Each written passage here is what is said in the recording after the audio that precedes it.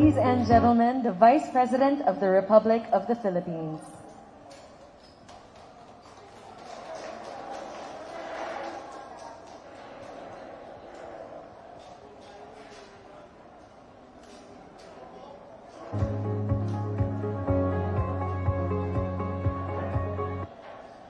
May I invite everyone to remain standing for the Philippine National Anthem.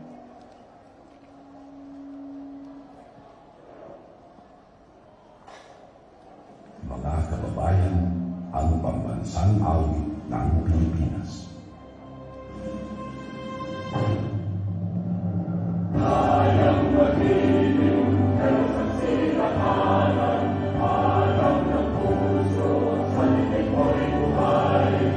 Upang hinirang, tuyan ka ng magiging, sa manlulungin, di ka pasitigil, sa natatas tutong sa simulan, sa nating kawawaw, ang hinatang tulang, awit sa pagkayang minamahal, ang isang kakumatawag, muli matumpay halatigin, ang inuwin at harap na kailan, pamaliwag tinigin, lumalang araw ng walating pagsinta, muli langit sa tikon, ang ligaya ng kartay mamaling, at mamatay ng dahil sa'yo.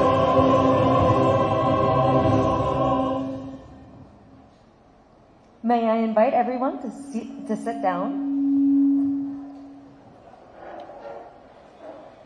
This morning, the Office of the Vice President, in cooperation with the Department of Transportation, will launch its Libreng Sakay program, which is aimed to help the commuting public, including its employees, by providing augmentation to the transportation industry through partnership with private bus companies or owners. To start our official launch ceremony, I would like to invite Honorable Jaime J. Bautista, the Secretary of the Department of Transportation, to deliver his opening remarks.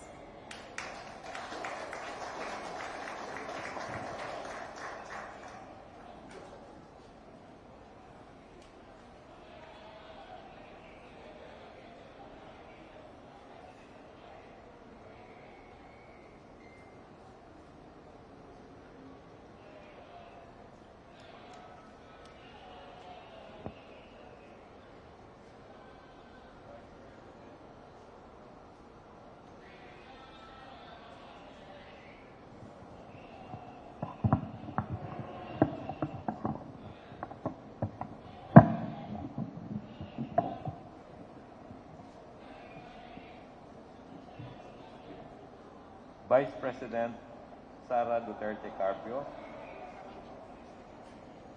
Yusek Zulueta T. Lopez, Chief of Staff, Office of the Vice President, Yusek Mark Steven C. Pastor of the Road, Transport and Infrastructure, Yusek Elmer Sarmiento of the Maritime Sector, LTFRB Chairperson, Attorney Cheloy Garafil, Office of the Vice President Spokesperson, Attorney Reynold Monsayak, PITX Chief Executive Advisor, Mr. Mohit Malhi, PITX Corporate Affairs and Government Relations Head, Mr. Jason Salvador, Mr. Robert Abilieja and Mr. Jeffrey Ong of the Rural Transit Mindanao Incorporated, Mr. Gerard Chua, Owner and President, JALG Unitep Enterprises Inc. and Metro Manila Bus Company, fellow servants in government, ladies and gentlemen, good morning. I welcome you to today's formal launch of the Libreng Sakay program of the Office of the Vice President.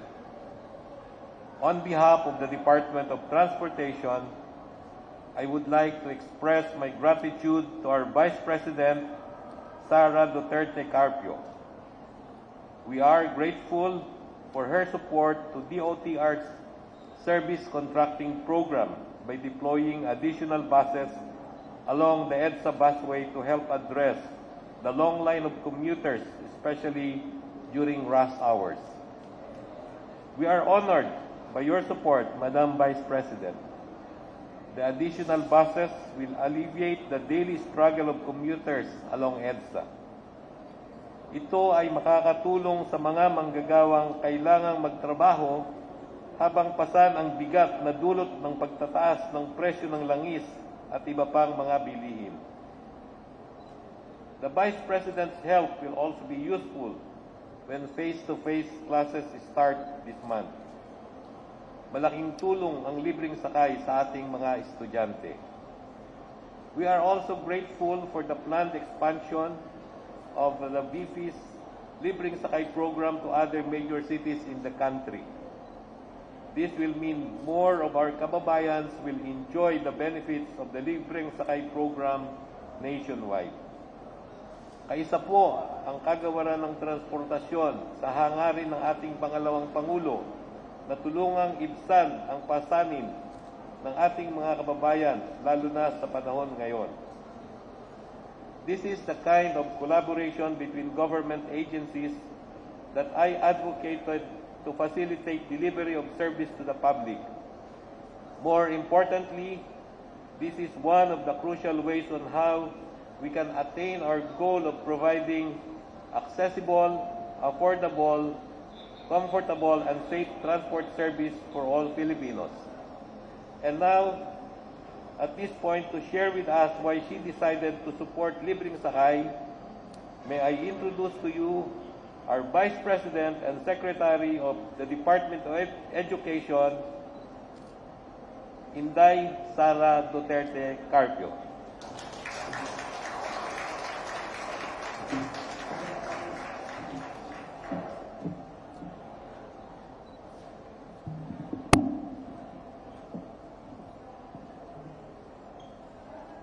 Thank you. Please take your seats.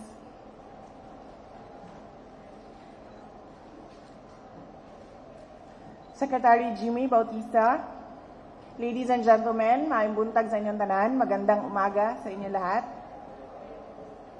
Assalamualaikum. It is a pleasure to be here today at the Parañaque Integrated Terminal Exchange, bringing something we could consider good news. Today, we officially launched the Office of the Vice President's Peak Hours Augmentation Bus Service, Libreng Sakay program. We hope that through this program, we will be able to provide relief to some of our fellow Filipinos who rely on public transport for their daily commute to work, to school, and to many other places. Actually, Sec, dapat kaming magpasalamat sa iyo dahil tinanggap mo yung mga bosses namin, 5 bosses namin sa Office of the Vice President. These were bosses that were lent to us during the campaign. And pagkatapos ng kampanya, pagkatapos ng election day, wala na silang biyahe, wala na silang ginagawa, nakaparking lang lagi. Ang isa ay nakaparking sa Bacolod, ginamit namin doon sa kampanya. Yung isa nasa Cebu, and one is in Davao. Kaya noong napag-usapan namin ng team ng Office of the Vice President kung ano bang gagawin sa mga bus na ito. Kasi meron din namang nagre-request ng transportation, usually groups that request transportation from our offices. And the team decided na mas makakatulong, kahit 5 units lang ito, mas makakatulong ito if we give support to the Libreng Sakay of the DOTR. And thank you for welcoming us to your project. We launched this program today simultaneously with other key areas in Mindanao and Visayas. 2 buses will be deployed in Metro Manila, 1 in Davao City, 1 in Cebu, and 1 in Bacolod. Let me emphasize that this program is a demonstration of effective government and private sector collaboration. These buses were lent to us for OVP use, but as I said, the team decided that it would be more useful if they were deployed in some key areas of the country to support the Libreng Sakay of the DOTR. It will support the national government's program, and at the same time, it is hoped that this meager contribution will translate to daily savings for our public transport riding kababayans. I am hoping that this is just a start of many fruitful collaborations with the private sector that are willing to spare their resources to provide much needed relief to the public, especially now that the country continues to reel and recover from the impact of the COVID-19 pandemic and grappling from the effects of the economic crisis. Sa muli, napatunayan na naman natin na walang problemang hindi kayang solusyonan kung tayo ay nagkakaisa at naniniwala na sa tulong ng ating gobyerno at mga kaibigan at supporters sa pribadong sektor, malalampasan natin ang lahat ng hamon na ating kinakaharap. Maraming salamat sa inyong walang sawang suporta sa akin at sa buong administrasyon ni Pangulong Ferdinand Marcos Jr. Patuloy po nating mahalin ang Pilipinas. Sukran, dagang salamat, magandang hapon, magandang umaga sa inyo lahat. Thank you, Madam Vice President, for that inspirational message. May I invite the Vice President and the Secretary of Transportation for a photo opportunity in front.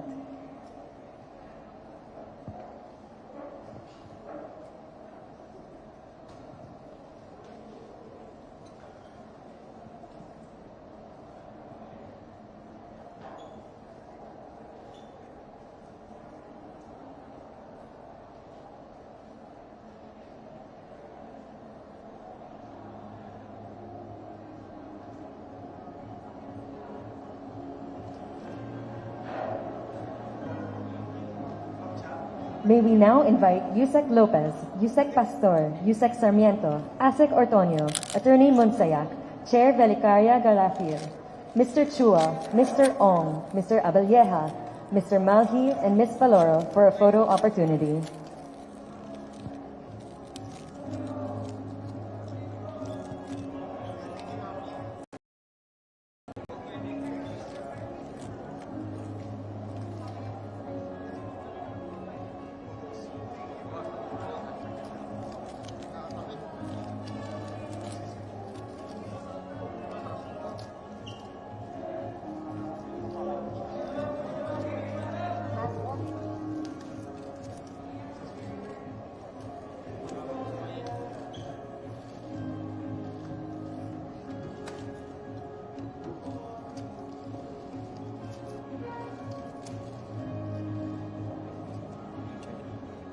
Thank you very much, everyone.